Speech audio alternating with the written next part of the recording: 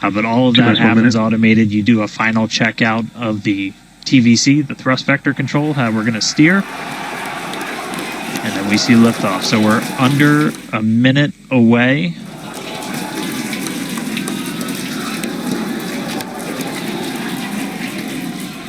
"45 seconds and counting." Good event, gate met. All right, now as we close in, we are past the 40-second mark. So let's listen in. Flight Director Ty Huntington's going to take us through one more time for a Starship liftoff.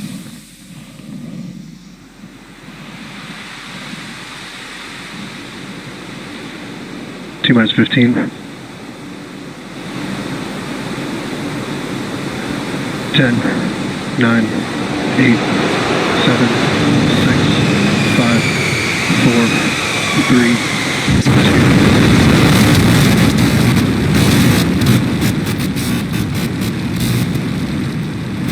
We have liftoff.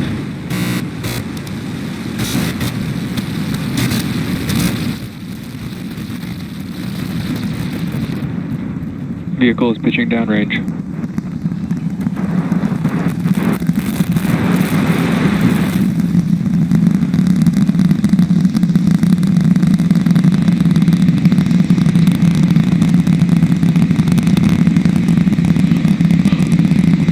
All right, 30 seconds into flight. The rumbles are still building here in the Raptor's nest. We're seeing 32 out of 33 engines lit on the Super Heavy right now. Coming up shortly is going to be max Q, that maximum aerodynamic pressure as we go uphill on the vehicle.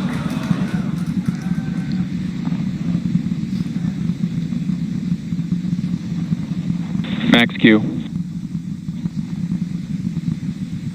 All right, we just passed through max Q, so we're going to continue on up. We still have about a minute and 30 seconds until we get to stage separation. Starship now flying faster than the speed of sound.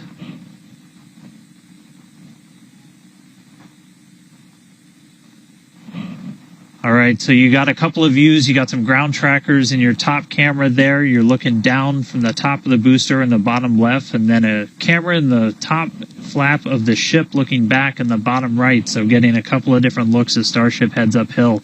Once we get the hot staging, a lot of things happen all at once simultaneously. We're going to light the engines on the ship, starting with the RVACs first, and then the 3 center sea level engines before we're separated. All of that exhaust gets plumed out the side of the hot stage, and then the ship will separate itself. All but the 3 center engines on the booster are going to shut down, so the booster never stops its thrust while we go through this hot stage maneuver. After that, the booster is going to do its flip, start heading back, and then the ship will be on its own power on its way to space. So that should be coming up in just about 30 seconds from now. As of right now, still looking in like 32 out of 33 Raptors lit on the booster.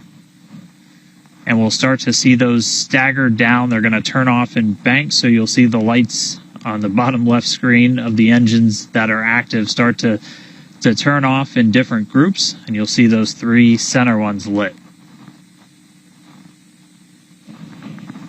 Booster engine cut off.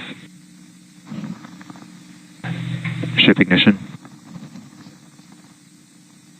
Stage separation confirmed. Boost back burn start up. Acquisition signal. Houston.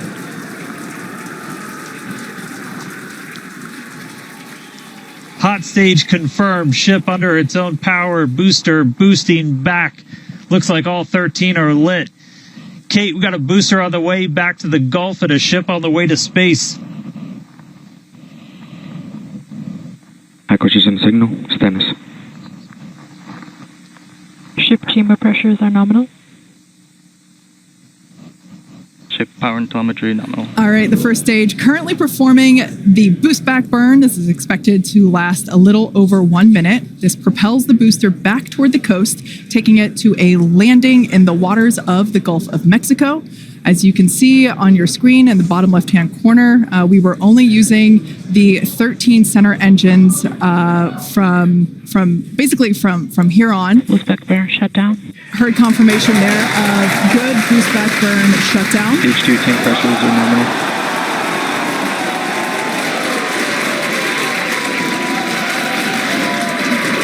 Lots of excitement. So right here, this is our view of the jettisoned hot stage. As we mentioned, this is a temporary fix to help reduce the weight of the booster. So we have the Super Heavy booster. Future iterations will have a lighter weight integrated hot stage structure that won't need to be jettisoned. Now, after we jettison that hot stage, the booster will begin to attempt its water landing in the Gulf. In the meantime, the ship will coast for about 40 minutes or so up to an altitude of 214 kilometers. And after its coast phase, it will attempt a controlled re-entry, including a flip maneuver and a landing burn just before splashing down in the Indian Ocean. But as a reminder, we are not attempting... Trajectory nominal. Good news there. Trajectory is looking good for the ship, which is on the right-hand side of your screen.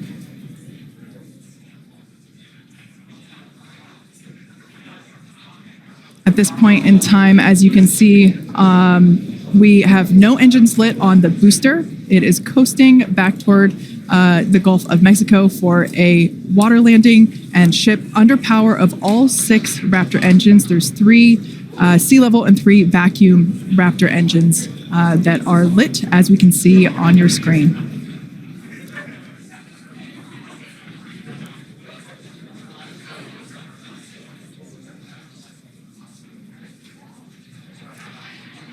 These views have been looking incredible. Super Heavy has been performing beautifully today. And you can hear the crowd is very excited about it. As a reminder for Booster, the primary goal today is to do a landing burn and a splashdown in the water. And we are just about 30 seconds away from that landing burn expecting to begin.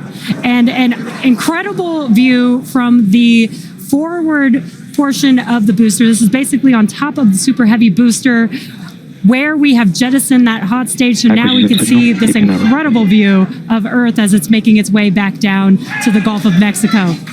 Right now, the booster is using the 4 hypersonic grid fins to guide itself through atmospheric re-entry. And we are expecting that landing burn here.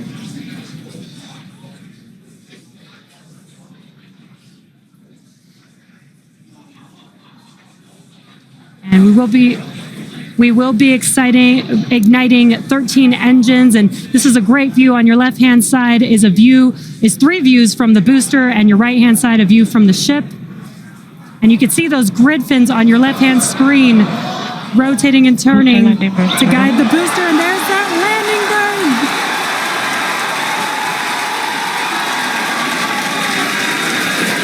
That landing burn just begun, and you can see the water below.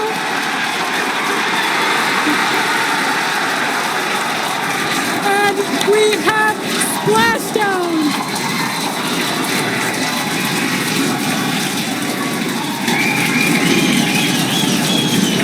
What an incredible sight! Congratulations to the SpaceX team! Ship has entered terminal guidance.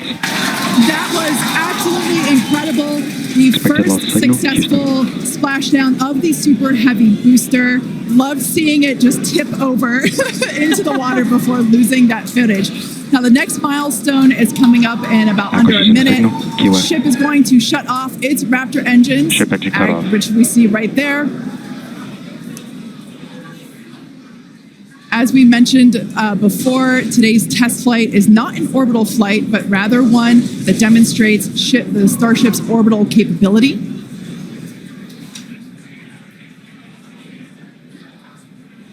So right now, we are under power with just the 3 center Raptor engines. Expecting those, and just there we could see that those have also successfully cut off.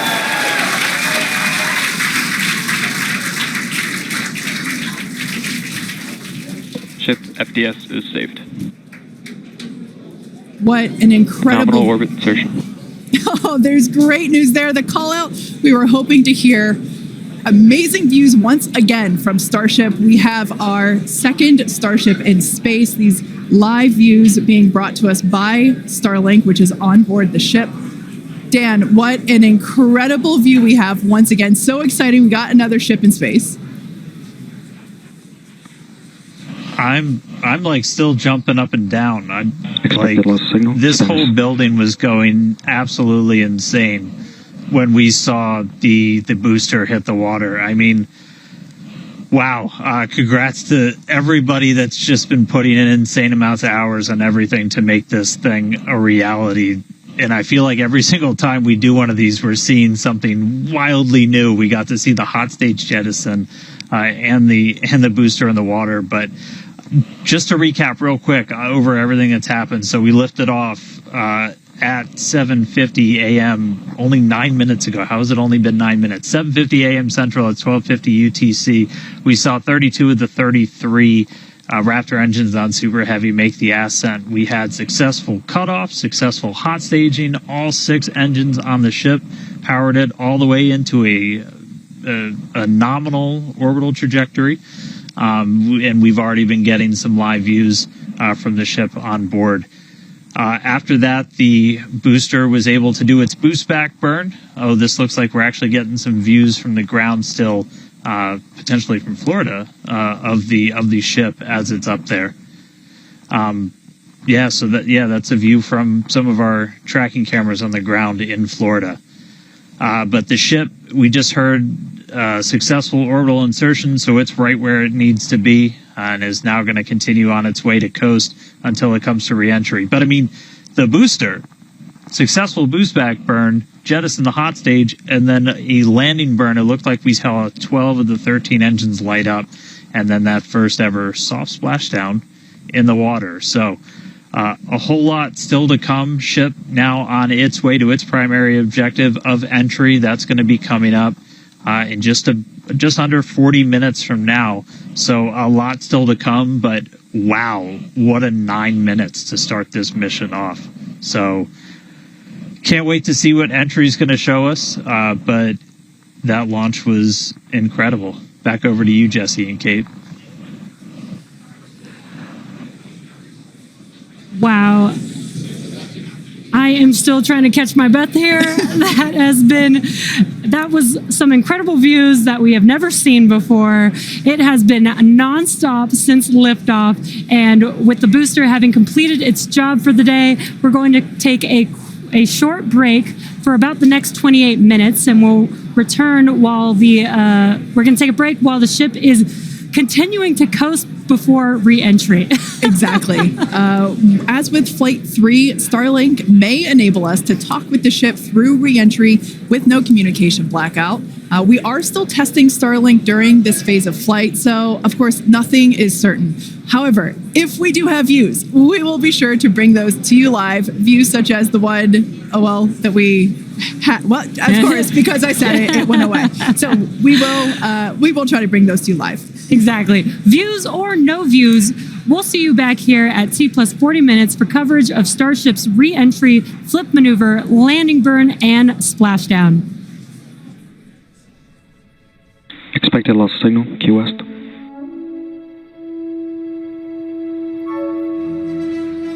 Welcome back to Starship's 4th flight test. It has been an exciting day so far. We had an on-time liftoff of 7:50 a.m. Central Time, followed by successful hot staging, stage separation, jettisoning of the hot stage structure, an epic Super Heavy booster landing, water landing in the Gulf of Mexico, the first successful return of the Super Heavy booster. So that was incredible to see. And right now, the ship is in space. As you can see here by this view, we're looking at one of the flaps of Starship, one of 4. You can actually see a close-up side detail of some of those hexagonal heat shield tiles. Now, coming up around T+49 minutes, the ship will re-enter the Earth's atmosphere. As a reminder, the primary goal of today's flight test is for a ship to make it through the extreme heat of re-entry. This is typically a portion of flight where we don't have communications with the spacecraft because it's re-entering at or around orbital velocity, which is about 8 kilometers per second or roughly 5 miles per second. At those speeds, the spacecraft moving through the atmosphere results in friction and creates a plasma field around the vehicle. That blanket of plasma distorts, as you can see, that plasma blanket, which you can kind of see here, distorts communication frequencies, so we're left with a brief blackout in communication.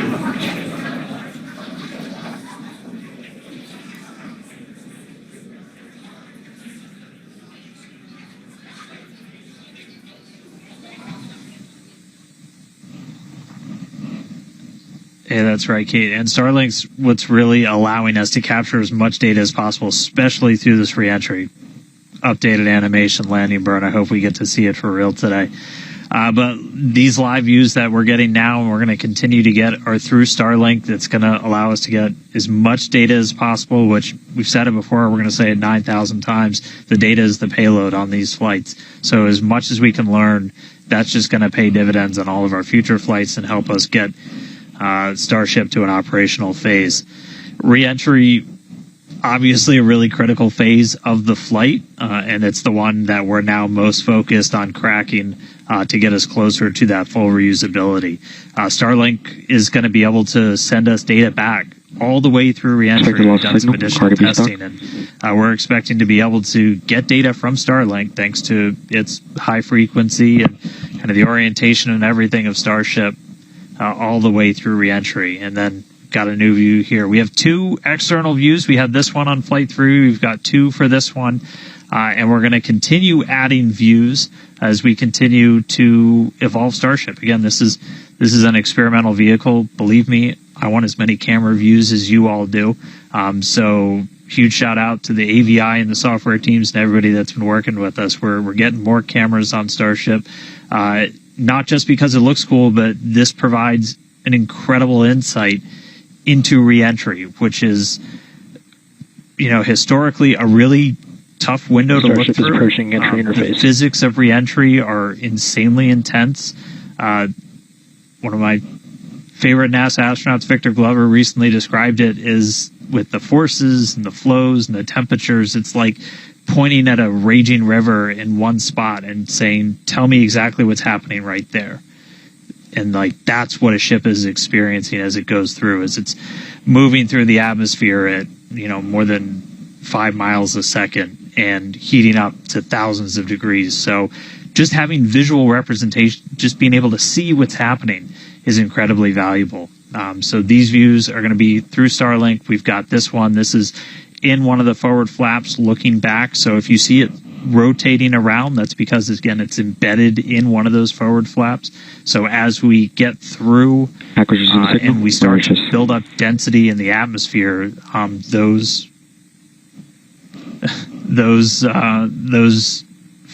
view is going to move around as the flap does.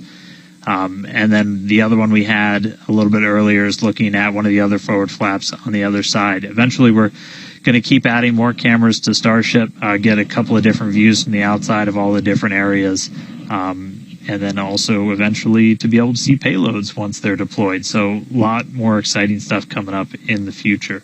But right now, we're getting closer to re-entry.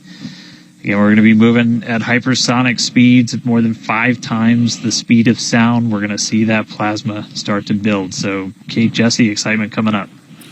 Yeah, as you can see with that view on your screen, again, high def brought to us by Starlink. We can see the plasma beginning to build as the ship is getting closer to the Earth's atmosphere. Now, let's talk a little bit about how Starship will survive re-entry, hopefully, and control itself. Exactly. We've been talking about this entire flight test. There's 18,000 hexagonal ceramic tiles surrounding the bottom portion or the Earth-facing side of the ship. 100 kilometers altitude, good altitude for entry. Great call outs there. Now, during atmospheric re-entry, the vehicle is going to see temperatures as high as 2,600 degrees Fahrenheit or over 1,400 degrees Celsius. So those tiles are there to help protect the vehicle from this extreme heat. Yeah, and the flaps will help control it. Now, one noticeable difference I see immediately, those flaps are not moving as much as they were on Flight 3. So that is a great sign, right? We had unplanned loss of roll control on Flight 3, so we added some additional thrusters, and we can see that they're working well, and we have a much more stable view. So those flaps, there's 4 of them, 2 at the top and 2 at the bottom. They're made out of stainless steel, and they help steer the ship, which, as we can see, the plasma continuing to build. Now, if the ship survives re-entry, it will have to perform a flip maneuver as well as a landing burn. We saw this demonstrated in a couple of high-altitude flight tests back in like 2020, 2021. Similarly, Temperatures increasing on the nose within expected ranges. Great news there. It sounds like the temperatures that we are getting during this point, which again, we usually don't get during spaceflight because of this plasma. We're getting this live. This is a great news. So similarly to, for example, the serial number 10 test that we saw a couple years ago, we're hoping to duplicate that again today. Hopefully we will see it live. And basically the 3 center engines of the ship will reignite and gimbal or point to help flip the ship until those engines are pointing down so that it can land vertically using Raptor's thrust. And as you can see, even from the beginning of the program, we've designed Starship to land on Mars where there are no runways or other humans to help out. We also want rapid reusability, so we're doing... The vehicle is passing through 85 kilometers altitude. The flaps have control of the vehicle. Great news. Flaps have control of the vehicle. That's exactly what we want to hear for this flight test. Yeah. Again, we are going to be doing a propulsive landing instead of a more traditional means like parachutes. And we are expecting re-entry to begin here in just about a minute. Re-entry, an awesome view that we have here. Starship remains on a good entry trajectory. This is the same view that we had when we first returned from the coast phase. Again, this is looking at the side of one of the flaps. It's incredible that literally at the bottom of this picture, we're basically looking through plasma, which is just absolutely mind-blowing. Wild, very wild. Now we are expecting entry to begin here in about 30 seconds or so. Entry to Splashdown is expected to last about 6 minutes long. And that flip maneuver should occur around about 10 minutes before Splashdown. And such incredible views Starship that we're getting. Approaching peak heating region. And great call outs there. Yeah, these views are absolutely astounding. Nose temperatures continue to rise within expected region. And in your bottom right-hand corner, you can also follow along with the altitude of ship as it's returning back to Earth. So once again, this view is basically looking down into the plasma blanket that is building up around the exterior of Starship. It is traveling, as you can see on your screen. You can look in the bottom right-hand corner and see how fast it's going, how high it is, as well as the general orientation. Again, we're seeing a lot more stability, a lot more control here on this flight, which is great. It shows that the iterations, the learning... Starship is now in expected peak heating region. All right, great news there, telling us that this is basically the hottest point that Starship should get during its re-entry. Now, the heat shield is working with the atmosphere for some free braking, okay? The atmosphere is helping to slow the Starship down. Yeah, exactly. We're not using any engines or thrust to slow the vehicle down. Exactly what Kate mentioned. We're just using the atmosphere and those heat shield tiles protecting the vehicle as it's coming through that high heat temperature. Yeah. Now, this is another one of those moments that we have been waiting for. Right now, the ship is currently re-entering the Earth's atmosphere, and by all looks and all call-outs that we're hearing on the net, it is doing pretty well. Now, we do not plan to recover the spacecraft today, but rapid and reliable reusability is the ultimate goal.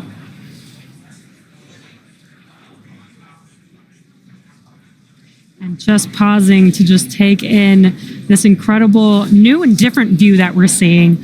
We did get a similar view in Flight 3, but again, the vehicle did lose a little bit of its control, attitude control, and this is a very stable view. This is great. This is exactly what we want, and we are hearing that we're getting expected call-outs. Absolutely. Starship is seeing half a G of acceleration, remains on a good entry trajectory. You know, it's incredible to look at this photo and wonder, wait, is it real? Is it frozen? You know, we can see so I was just going to say Those temperatures have stopped increasing. Oh, that is great news. The temperature is no longer building. But I was saying, like, we have a little bit of indication there. We can see that streaking that occurs and tells us that this is indeed a true view. So once again, we are looking basically through the plasma that is building up around the exterior of the ship. And I still cannot get over that we are getting a live view of re-entry right now, live on your screen. Again, we've said this over and over, but all thanks to Starlink. We are able to use Starlink in space, which we're getting this incredible data.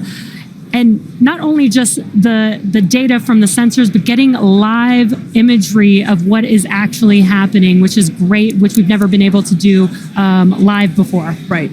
Now, just a quick future outlook here. So in about, let's see, at T plus about 1 hour and 2 minutes, we should hear a call out for entry transonic. That means that the ship is going near the speed of sound. And then about a minute after that, we'll hear another call out saying entry subsonic, meaning that the ship is going below the speed of sound. So these are all continued indications that the atmosphere, right, as the ship comes back down, it is getting through the more dense part of the atmosphere, and that atmosphere is helping to push against the vehicle, and those heat shields are protecting the vehicle during this high heat period.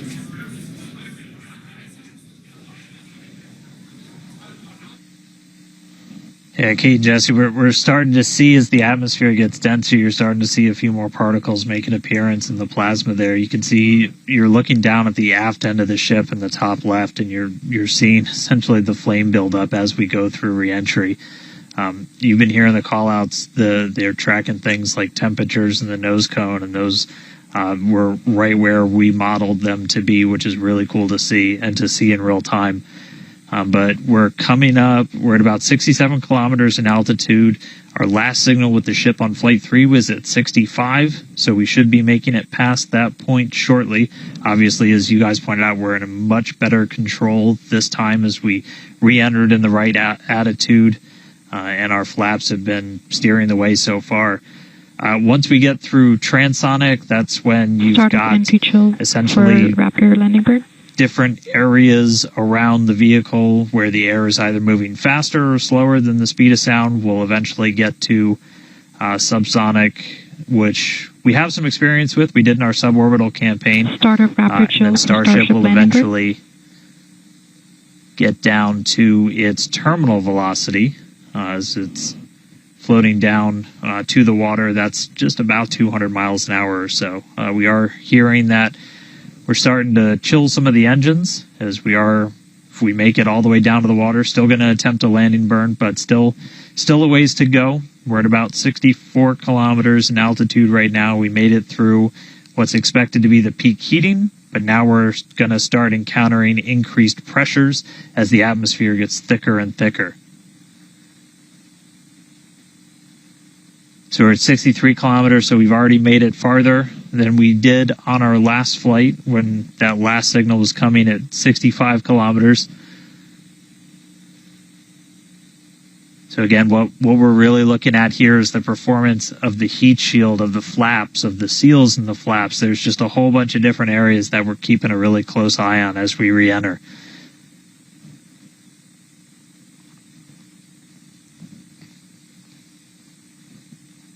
Starship remains on a good entry trajectory. And looking like we're still on a good trajectory. If you're seeing little camera moves, that's the flap moving as it continues to maintain the attitude of the vehicle as it re-enters. And I mean, not just camera views, but we've got sensors inside the ship. We've got those sensors down at the very aft end of the vehicle where we pointed out we had some intentionally missing tiles, where we've got some sensors looking at just how hot it's getting around there. We intentionally put those in essentially the least critical part of the heat shield, where if you had any kind of a breach, it wouldn't be great for reusability, but wouldn't be critical for actual making it through the reentry into the landing.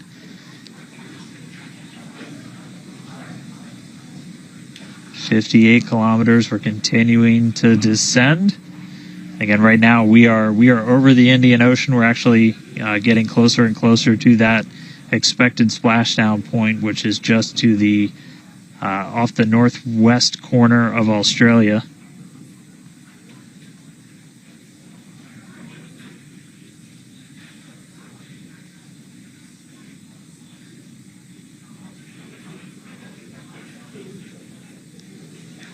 And if you keep an eye on our speed, the speed is dropping. We're hitting the thicker part of the atmosphere now. The speed's going to start dropping precipitously. We're going to start getting to transonic pretty soon, and then after that we'll get into subsonic, where we're moving less than the speed of sound. But wow, what a light show so far!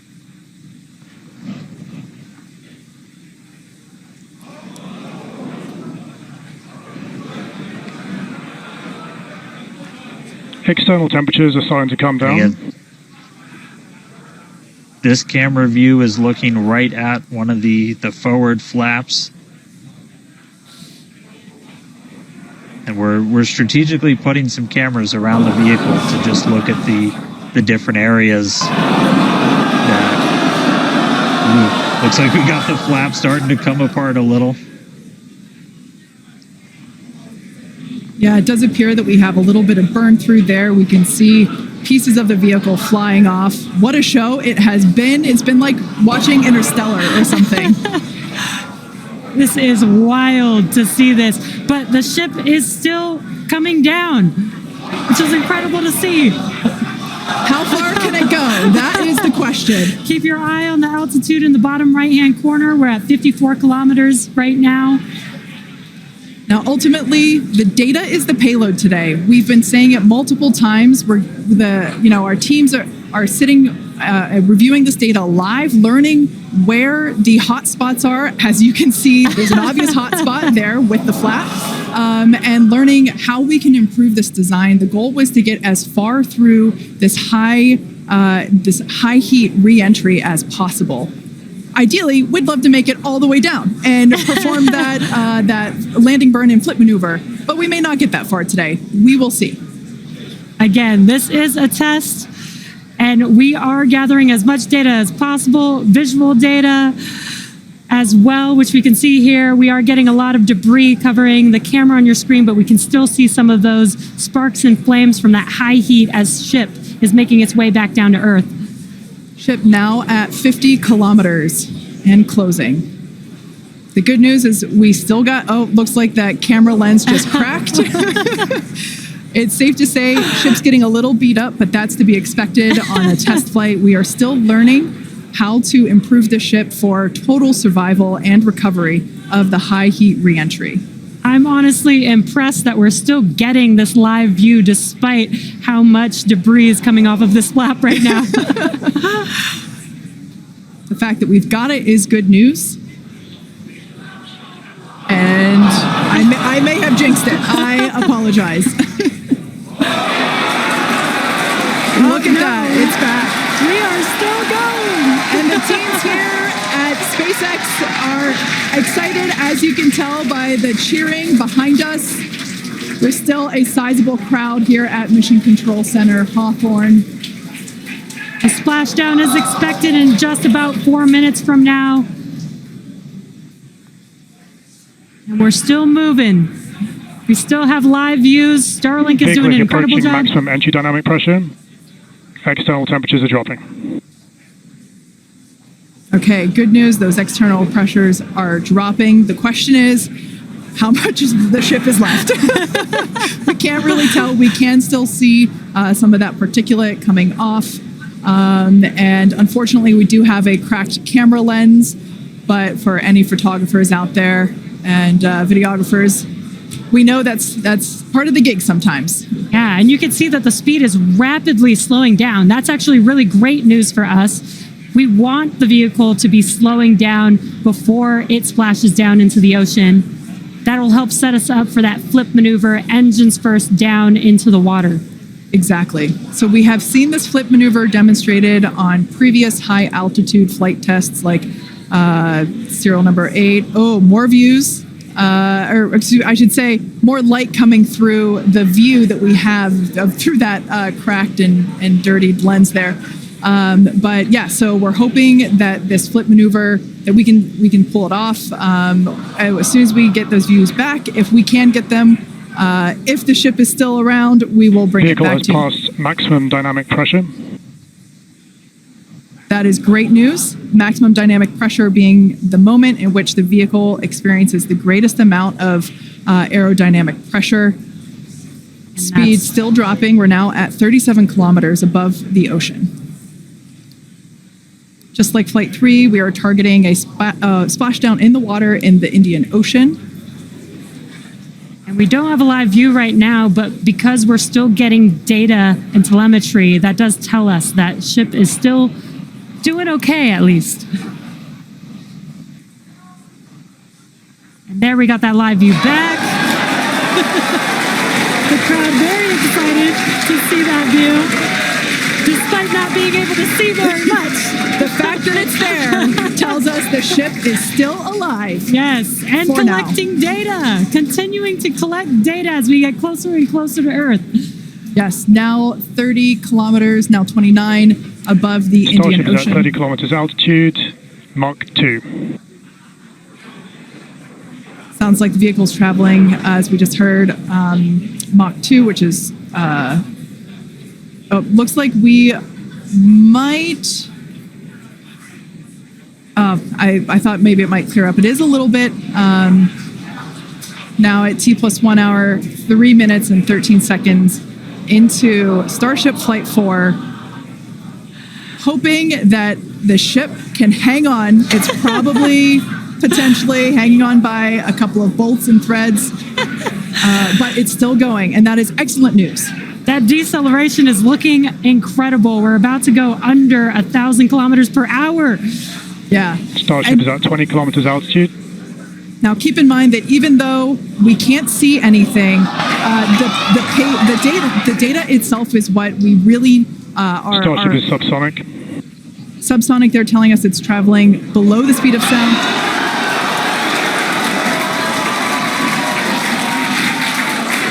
That movement means the flaps are actuating. I think we can see something. This is a nail biter. But we are, unfortunately, we can't see through the lens, but we're still getting the feed. Starship is now 11 kilometers over the ocean. All this data is incredibly important, even if, it breaks up right now. Okay, we can see that flap actuating through the glass. Starship is passing through 10 kilometers altitude. Okay, the next milestone will be initiation of the flip maneuver and landing burn. Keep an eye on the bottom right corner of your screen for those 3 center engines to relight. They will gimbal or angle so that the ship flips itself back up vertical and hopefully lands in a vertical position. And the crowd is very excited to get this view of that flap still maneuvering. Starship is passing through 5 kilometers altitude.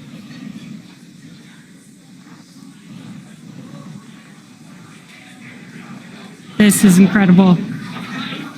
We're getting very close to splashdown. These fireflies are such a good sign of life right now. We wish we could see more, but we'll take it. Starship is at 2 kilometers altitude, terminal velocity.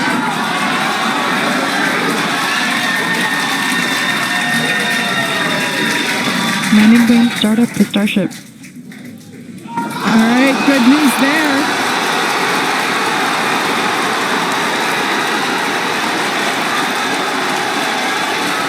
Nominal to lift Landing bird startup.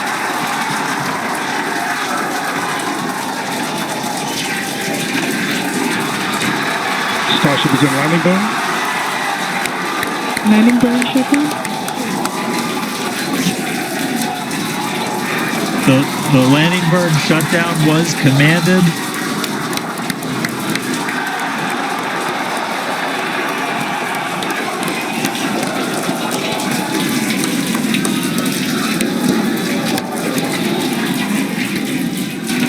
Wow. I mean, it was a little bit of use your imagination as you were going down with what we could actually see, but we were able to hear the ship did its landing burn. It sounded Starship like we might have got shutdown. 2 engines. And there's the final call for landing burn shutdown, but we'll go back through all the data, but we did get confirmation that a landing burn took place. Starship made it through re-entry and did its first ever landing burn. From South Texas to the other side of the Earth, Starship is in the water. What a day. What a day, guys. Yeah. That was absolutely incredible. We got views pretty much the whole way down. Analysis said it could do it. We weren't sure if it was going to be able to happen, but Starlink powered through, and we were able to get signal. We started to get some debris on the cameras and everything, but we were able to see it. So, I mean, what a day. Just recapping, everything started off today. We lifted off from here in Starbase just about an hour ago. It feels like a lifetime. Successful super heavy ascent, boost back, and its own splashdown in the Gulf. Ship made it to space, kept its attitude. Successful re-entry through peak heating. We got to see it under flap control through the atmosphere, and we got call out of our first ever ship landing burn after a launch into space. So, just really incredible. So I'm going to take some time to collect myself, but wow, that was incredible. I can't wait for the next one. Over to you guys. It was so loud here. I haven't heard the crowd get that loud probably since liftoff of Flight 1, honestly. That was incredible. Congratulations to our teammates, to everyone who supported the Starship program. Thanks to all of our future customers for your support. And we'd also like to thank the people of Cameron County, Texas, as well as the Coast Guard, the Federal Aviation Administration, and the government of Mexico.